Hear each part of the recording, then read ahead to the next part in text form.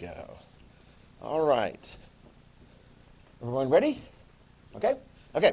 Where last we left off, we were looking at the United States participation in World War I, and particularly the end of World War I. Haley, who was heading up the United States team that went to Paris, that participated in the Paris Peace Conference to come up with treaties to end the war? Who was the lead in the American delegation? No. Who was the lead in the American delegation? Who was our president? Oh my God. Oh, we gotta catch up. So Wilson. Did Wilson sign the treaty that ultimately was created? Yes, so he's in favor of it. Yes, okay. Did he bring with him, Haley, anybody from the Senate? Why would that have perhaps been, anybody, raise your hand. Why would that perhaps have been a good idea to do that?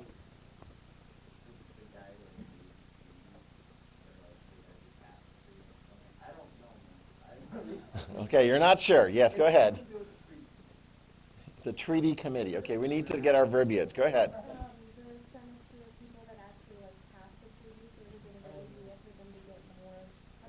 Exactly. Yep. So here's the deal. At the end of the game, the Versailles Treaty will not be ratified by the United States Senate. Boom. You can just write that down. I mean, that's like we're flipping all the way to the last chapter. It's not going to be there. So then we have to go back and go, why wasn't that the case? Part of the answer was because Henry Cabot Lodge, chairman of the Senate Foreign Relations Committee, wasn't a participant, wasn't really consulted. His ideas really didn't make it into the treaty. Okay. These two gentlemen here were among Republican senators who also, like Lodge, who was a Republican senator, didn't like certain components of the treaty. They're going to be called the irreconcilables. And we're going to actually get to it. The way I covered it with you guys was I kind of left that big thing out that's in the treaty. Wilson really wanted it. These guys were like, I don't really like it. Okay? And so unless Wilson was willing to have the treaty changed, and Wilson's idea, Wilson kind of comes back, it's like, we already signed the treaty. What are we going to have to reconvene everybody back in Paris and sign a new treaty? And these guys are like, well, yeah, sure. Otherwise, we're not going to pass it. Maybe you should have thought of that before you went over and insisted on things that we're not going to like. What didn't they like? You ready? They didn't like the League of Nations component in the treaty. All right, so let's describe League of Nations. The treaty was going to establish a League of Nations. So this was this idea that Wilson had, and the British and the French went along with it. The League of Nations would be this international organization. All the countries would be a participant in this international organization. Okay? And the goal of this new international organization was to stop war and stop countries from doing really bad things to other countries, like attacking them.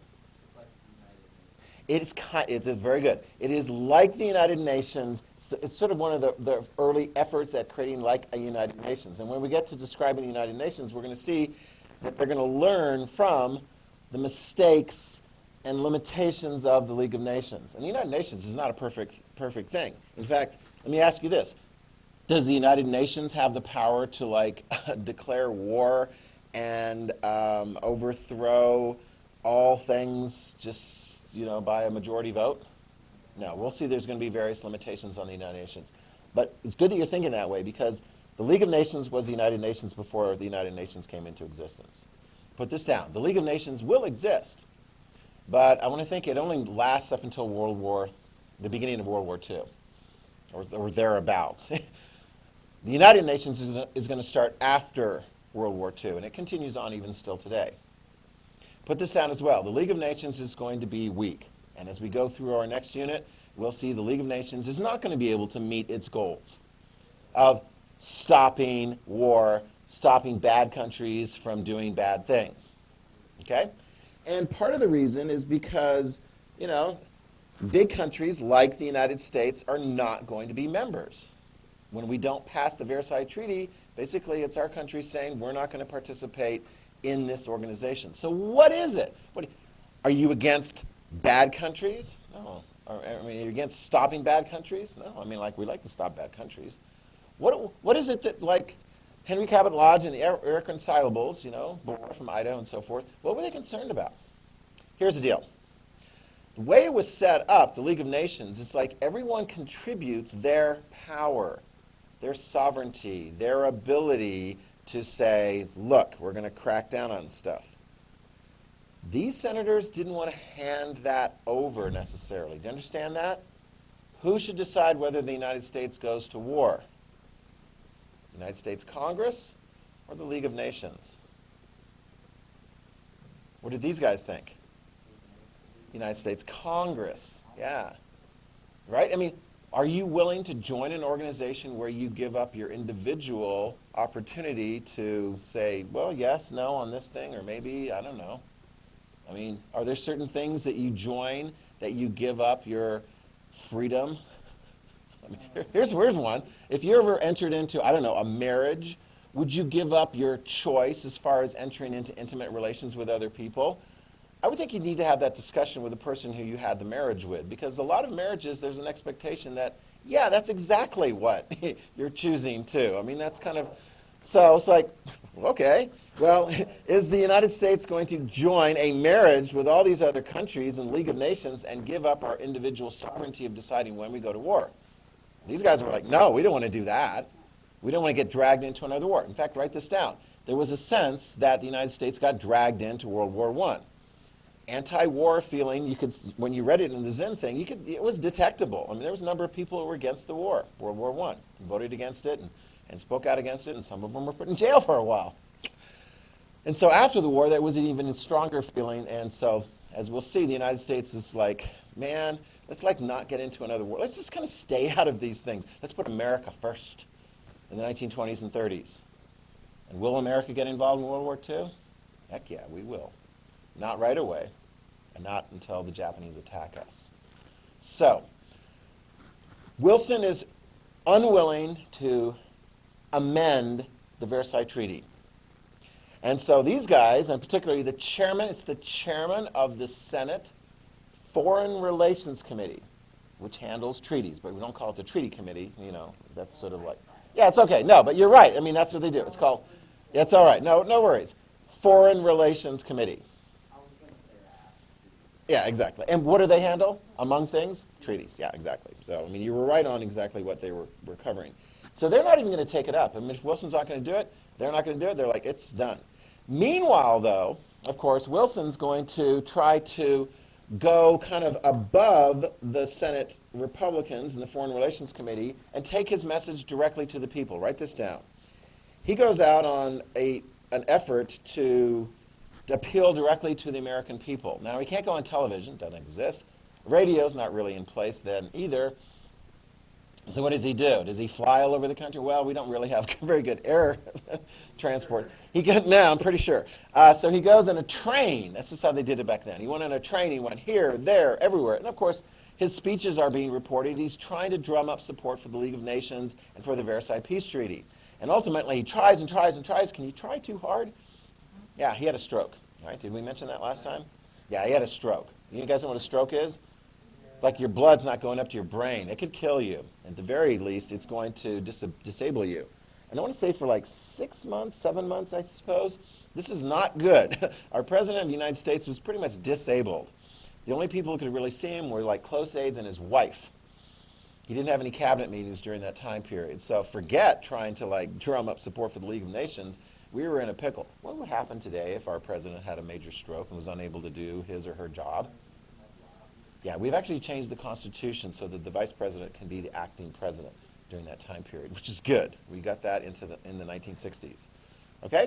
All right. Questions on the Versailles Peace Treaty? So there will be a League of Nations, but make a little note. United States, not a participant. Soviet Union, they're going to go, what? No, we're not going to participate. Eventually, we'll see other countries. We'll talk about this in the next unit.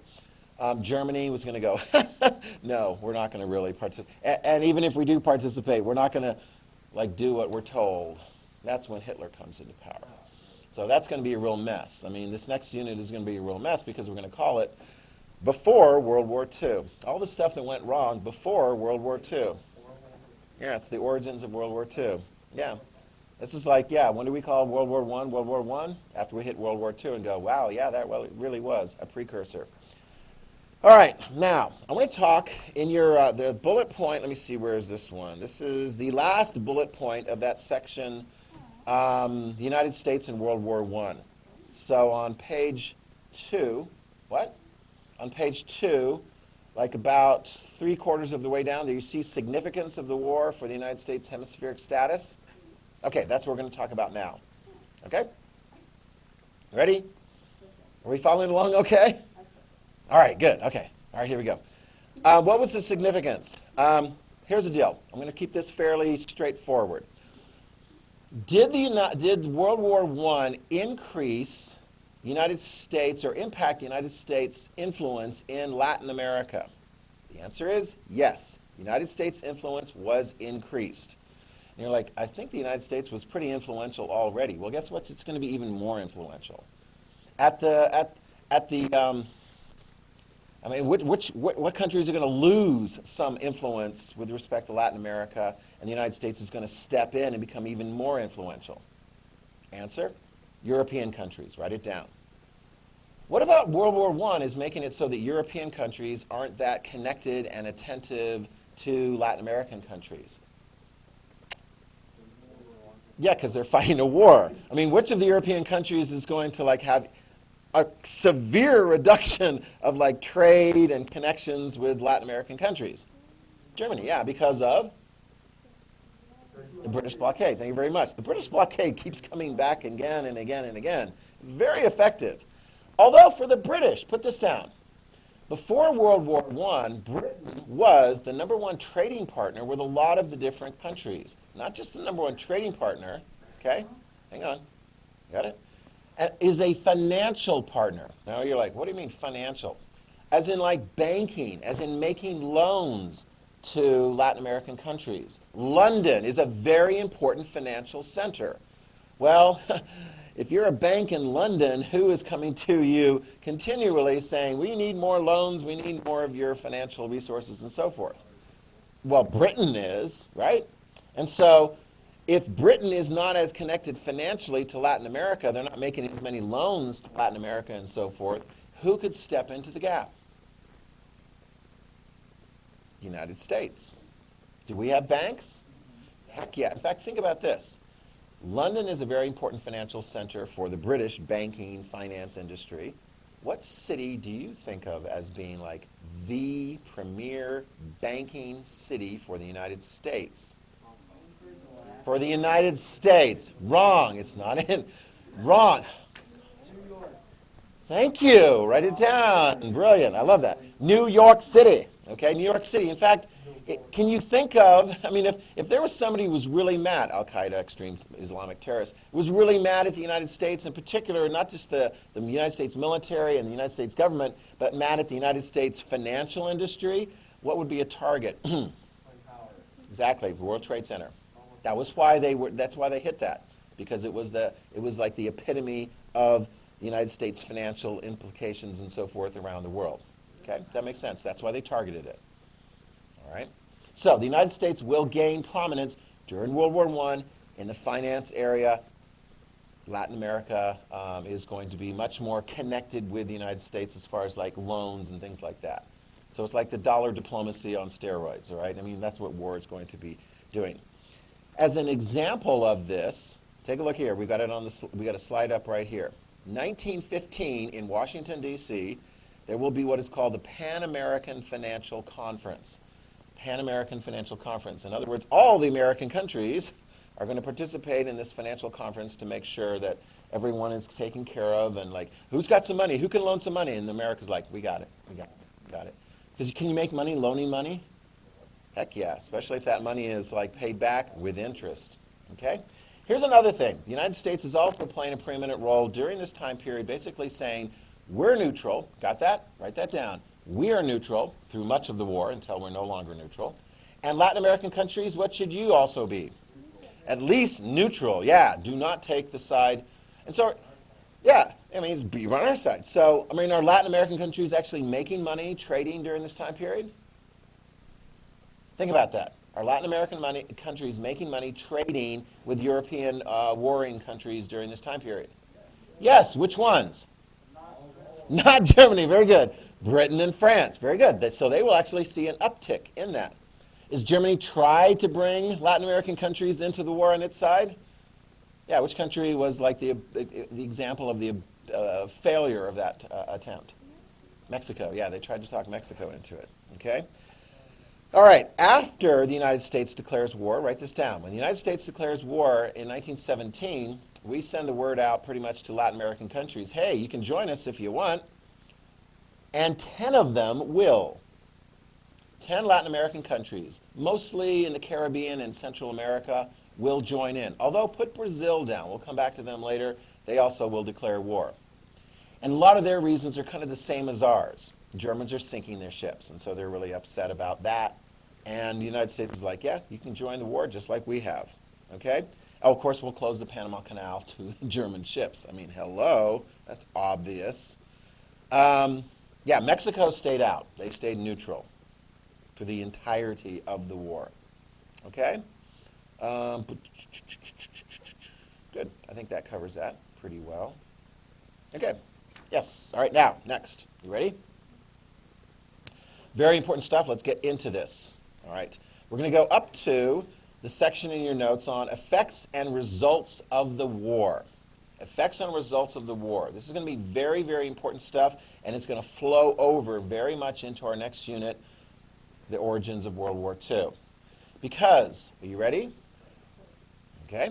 World War I ended with a big treaty, the Versailles Treaty. Germany had to sign the Versailles Treaty. And it's not going to go so well after that. All right?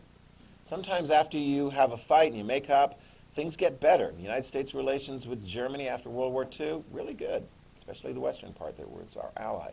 United States relations with Japan after World War II, really good. Currently, yeah, after World War II, really good. Okay, I mean, they're like a strong trading partner of ours and military ally. Yeah, it's very, very good. Okay? But it's not going to work out so well, okay? Because not everyone has the same idea of what should be in the Versailles Peace Treaty. What should be the terms of the treaty with Germany? By the way, keep in mind, do we have the date on that one? What was the date on the Versailles Treaty? 1919, June 28, I want to say June 28, 1919, okay? And how long after the armistice, the no longer fighting, was that? When was the armistice? November 11th, 1918. So what did the British keep in place until the Germans actually signed the peace treaty? The blockade. So in your mind, I mean, I create this image. Britain's got its foot on the throat of Germany after Germany has quit fighting, and Britain will relieve that after Germany signs the peace treaty. And if you're thinking, well, that's really mean, this is what happens sometimes in war. Sometimes both sides will agree to stop fighting for a while, and guess what they're doing in that time period where they're stopping fighting? They're not always like coming up with a peace agreement that's going to make stopping fighting permanent. Sometimes what they're doing is rearming and getting ready to attack again. So the British are like, we're not going to give you an opportunity to rearm, to resupply in case you want to start fighting again. And so while they're coming up with the terms of the Versailles Peace Treaty, Germany is in a really hard position. So they'll sign anything. All right, so let's get to the point. Who is going to have to sign the treaty on behalf of Germany officially surrendering the war? First choice, Kaiser Wilhelm II, the guy who had power in Germany at the beginning of the war. No, write that down. He doesn't, because he quit. He quit his job by the end of the war. There is no more monarchy in Germany. Okay? What about the generals, Ludendorff and Hindenburg, who were so in charge of running the country during the war? Are they going to sign it? No, they don't have a military dictatorship. They just sort of like fade away. Who is left holding the bag at this train wreck of Germany by the end of World War I? Answer, right there on the screen. The Weimar Republic. It is a democracy. You're like, where the heck did that come from? It's kind of like, remember in Russia, they had the Tsar who had all power, and then they had this like elected legislative body called the Duma. You get this kind of the same thing in Germany. You had an elected government, and it It's officially, its kind of a creation is going to take place in Weimar, although it meets in Berlin. And they're left holding the bag. I'm not going to give you any names of particular people, but think of them as like, you got socialist, you got more centrist and right-wing parties, you've got some extreme political parties, the communists in Germany, and you got some extreme right-wing parties, particularly one that's going to develop in the early 1920s and become very popular by the time we get to the 1930s. What's the name of that extreme right-wing party in Germany that's ultimately going to be really, really powerful? The Nazis, yeah, exactly. Yeah, that's Hitler's party. So you've got this mishmash of political parties and so forth, and put this down. Is democracy long established in Germany by the time the democracy has to sign this treaty? No. Is there a lot of goodwill that's built up in Germany for democracy? No. How long is democracy going to last in Germany? Not very long, about like 10-ish years. Who is going to end democracy in Germany in the early 1930s? Hitler. How is he going to get into a position to end democracy in Germany? We are mad. He's actually going to get elected. I mean, imagine running for office saying, one of the things I'm going to do is get rid of this stupid form of government, and we're going to go back to the old German authoritarian system and so forth. And he's continually going to point to that Versailles Treaty. It's terrible. It's awful. Well, let's get to it. What were the terms of the Versailles Treaty that were forced upon Germany? Well, remember Wilson? He's like, well, we're not going to really make them do stuff. But put this down. You ready? Britain and France wanted revenge. They were still hot by the end of the war. I mean, maybe they should have been a little bit more forward thinking, as in like, well, let's look for the long term and like try to like become friends with Germany. Okay? But no, they're like, you started the war. Write this down. Germany was forced to take the blame for the war. That was part of the treaty. Germany is forced to take the blame for the war. Now, historians look back and go, well, in actual fact, there's plenty of blame that could be spread all over the place. Okay? I mean, in fact, where was the location of the spark that got World War I started? Remember that? Austria-Hungarian Empire, and with the assassination of the Archduke by the Serbian, take your pick, terrorist or nationalist, patriotic fighters, depending on how you see that. Germany's forced to take the blame, and they don't like that. All right? I mean, that's just sort of like, oh, you're hurting my feelings. This is bad. I don't know. When we get to World War II, guess who's going to be really responsible for World War II beginning in Europe? Oh, that'll be Hitler. Yeah, I mean, there's like not much, there's not much argument about that one. Hello. But that's like kind of how it starts. Next one. Write this down. Reparations. Germany's going to be forced to pay for the cost of the war. Britain and France basically saying, hey, Germany, you started the war, right? See, you signed on to it, and now you're going to pay for it. Reparations. R-E-P-A-R-A-T-I-O-N-S. It's officially a term that basically says you're going to have to pay this off. Right? Now, who's going to have to pay off all of the damage that happened to Germany during the war? Also Germany. Who's going to have to supposedly pay for the damage that happened to Britain and France, etc., and Belgium and so forth? Germany, right. Will all of that ultimately be paid back? No. No. We're going to see as we go further along, there's different ways of like messing with that. But notice this. Write this down. You ready? If the Germans don't follow through on clauses of the Versailles Treaty, we're going to get to several clauses. One of those is you have to pay the reparations. If they don't, then you're in violation of the treaty, and what can the British and French do? It's like war on again, pal. We can move our armies in. But do the British and French really, really, really, really, really want to do that? The further where they get away from the war and like thinking back and go, do we really, really, really want to do that? Have you ever been in a situation where you've seen somebody, maybe it was you were too close to the situation, and they told the kid, these are the rules, you have to follow them, and if you don't, And then the kid broke the rules, and they're like, oh man, do I really want to enforce the rules? What are you going to do about it? Because if they don't enforce the rules, then what message does the kid get? I can get away with it. Imagine Hitler in the 1930s, especially when he comes in. He's going to break this rule, break this rule, break this, and he's going to be like, and that was so fair. And the Versailles Treaty was so unfair. And you're going to get British and French people going, yeah, actually, we were pretty harsh on them. and so forth. The Germans aren't that bad. I mean, Hitler, he combs his hair.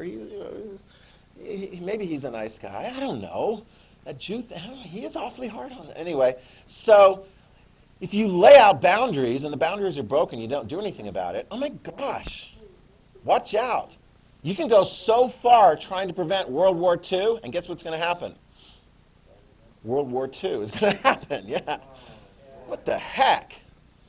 All right, here's another thing. You ready? Germany is forced to have a weaker military. They figure, Britain and France and other countries figure, we're going to be safer if Germany is a much smaller military. Now, here's one thing they actually considered. They didn't do. They considered taking Germany and breaking it up into several different countries. I mean, seriously, because if you go back, once upon a time there was Prussia and Bavaria and other bits and pieces together, and they all came together in 1870. So there was some consideration of breaking it apart. They ultimately decided not to do that. Okay? They did take, you can write this down, a little bit of Germany went to Denmark. A little bit of Germany, let me see if I can show you here. A little bit of Germany went back to France, Alsace and Lorraine. You want to have that. Okay? Oh. And then this part over here is going to go to the new Poland. Although you'll see the new Poland is made up of a lot of territory that previously had been controlled by Russia and also some that had been controlled by Austria. But here are the terms that were put into place as far as Germany's military. You ready? Write this down. No submarines in the Navy. No U-boats. Because those are bad. They sink ships. Stop doing that, Germany. By the way, when we get to World War II, will Germany have submarines in their Navy? Yes, they will. Okay? Here's another part. You ready? No Air Force. No aircraft in your military, Germany. No aircraft. By the time we get to World War II, are they going to have aircraft? Oh my gosh, they're going to have really good aircraft. And they will test those aircraft out during the Spanish Civil War by bombing the city of Guernica in northern Spain. So rude. And who's going to do something about it? Well, you didn't exist back then. So, the Germans are going to, Hitler particularly, when he's in power in the 1930s, are going to get away with a lot. All right, here's another one. Their army can only be 100,000 men. Write that down. The army can only be 100,000 men. And actually, if you look at it, Hitler kind of follows the letter while violating the spirit. How can you follow the letter of that limitation while violating the spirit? You're a lawyer. He rotates people in and out of the military. He rotates them in, they get trained, they know how to shoot, they know how to march, they're all effective, and then whoop, you're in the reserves. And bring in some more guys. Eventually, by the time we get to World War II, is Hitler going to have enough men so that he's able to start invading some countries? Big time. Yeah. So you know who's really nervous about this? Not only Britain and France. They're afraid that Germany is going to get big again and go to war. New countries, write it down. Poland. Czechoslovakia. In particular. Those new countries. They're looking around going, hi-yi-yi, if Germany gets big again, they're going to come and attack us or something. So they're hoping that a military alliance with France and Britain will help them out. Keep a close eye on that because ultimately Czechoslovakia is just going to be poof, disappeared without a fight from the British and the French. And then when Germany starts trying to take over Poland, what's going to happen then? When Germany starts trying to take over Poland, finally, boom, World War II is going to begin because Britain and France will go, you've gone too far. This means war. Will that save Poland? No. Poland will be successfully invaded by the Nazis and the Soviets. Some of you guys remember that. We'll hit down that the next time. Here is another thing. Write this down. You ready? Write this down. Shh. The British and the French will say, here's one way that we can ensure the safety of France and Belgium is we're going to not only take this little bit of territory away, the Tsar will be taken away, although they'll vote to go back to Germany. SAAR, they'll vote to go back to Germany. No big deal there. But this area called the Rhineland, take a look at that. It's German territory, but here's the deal. Write this down. Germany may not keep any military there. They don't want, yeah, so basically they're saying keep your military out of that border region. You can't do that. And Germany will keep the troops out of there for quite some time until Hitler's in charge and he's like, hey, guess what? I'm going to move my troops in there. But I don't mean to be threatening or anything. I'm not threatening you. Britain, France, I'm not threatening you. In fact, the British are like, hey, I'll take him at his word. The British Prime Minister will say to the British people, it's as though the Germans are going into their own backyard. Do you get nervous if your neighbor goes into their own backyard? If they're pointing a gun at you, I suppose they might get a little nervous. But we'll get into those details as we go along. Next time, we'll talk about more territorial changes, et cetera, et cetera, et cetera. Okay? All right, wipe her down.